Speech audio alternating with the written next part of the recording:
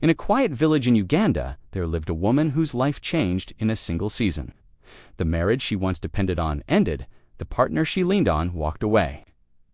Suddenly she was alone with 4 young children, 2 boys, 2 girls, all needing guidance and protection. They needed both parents, but she was the only one left standing. She had no higher education, no professional training, no savings, no stable job, only responsibility. Every day, 4 small faces looked at her. "Mother, what will we eat? When are we going back to school?" The questions were simple, but the answers were heavy. Nights, she cried silently, so her children wouldn't hear her fear. Mornings, she smiled, so they wouldn't feel her pain. She did not have the luxury to break down, because when you are a mother, you cannot afford to collapse. One morning before sunrise, she made a decision. I may not have education or money, but I will not give up on my children. That decision was the beginning of a new chapter. Not an easy chapter, but a powerful one. She found work at a local flour mill. The air was thick with dust. Machines roared.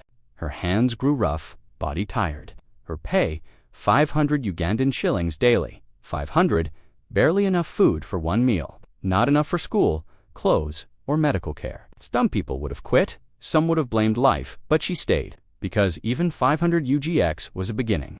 While others saw exhaustion, she saw opportunity. People came daily to grind their maize. They waited in long lines. While they waited, she began selling small items: roasted maize, groundnuts, small essentials. It was not a big business, but it was something.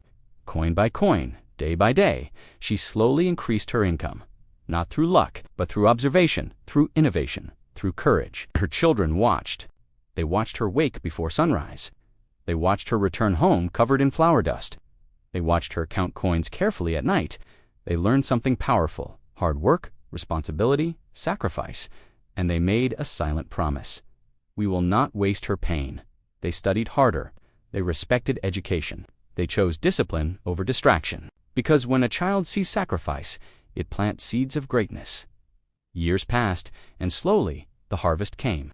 One son became a doctor, saving lives, healing communities. Another son became a leader, guiding others with integrity. One daughter became a social worker, lifting the vulnerable.